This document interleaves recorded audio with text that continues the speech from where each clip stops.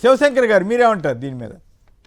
Sir ఇంతవరకు ఏంటంటే ఈ కేసులో జత్వానీ పేరుతో చేశారనేటువంటిది ముందు పెట్టుకున్నారు. కానీ నిన్న అరుణ్ కుమార్ గారు అక్కడికి వెళ్ళి బయటకు వచ్చిన తర్వాత ఖచ్చితంగా ఇది ఈనాడుకు సంబంధించినటువంటి మార్గదర్శి, అప్పుడు ఆయన ఆఫీసర్ గా ఉన్నాడు కాబట్టి అరుణ్ కుమార్ గారు బిల్లు వేశారు కాబట్టి దానికి కావాల్సిన డాక్యుమెంట్ ప్రభుత్వం తరపున ఆయన ఇచ్చారు కాబట్టి ఆయన మీద కక్ష కట్టారు. ఇది అస్సలు సిస్సలైనటువంటి నిజము.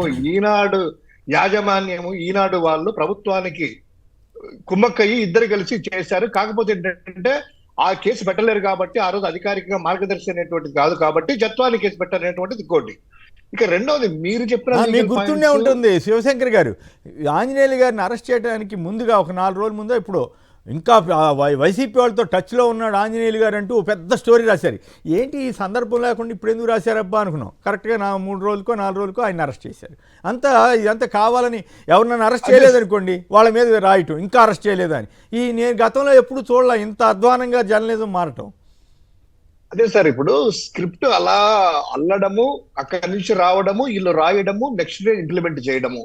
సేమ్ ఇదే లిక్కర్ కుంభకం తీసుకున్నాము, అసలు అది స్కామే లేదు.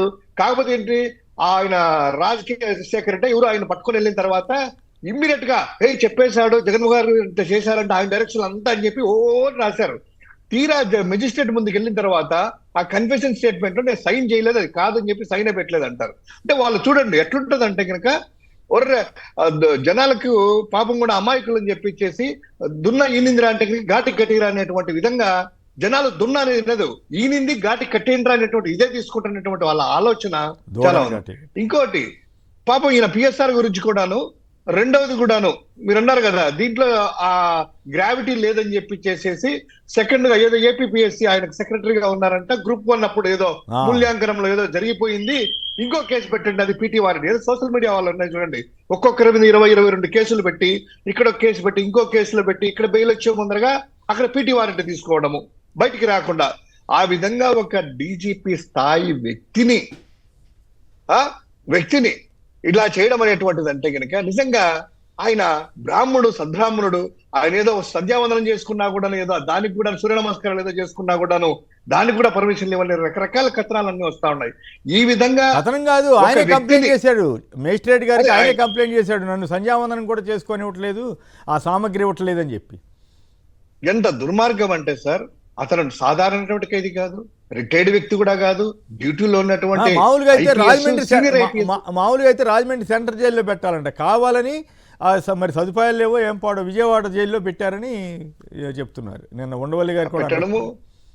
ఇదంతా కూడా సార్ చాలా దుర్మార్గమైనటువంటి విషయం. ఇంకోటి ఉండవల్లి అరుణ్ కుమార్ ఒక పాయింట్ రైజ్ చేశారు, మీరు గమనించారు లేదో, ఇది ఇందాక మీ వీడియోలో కూడా ఉంది.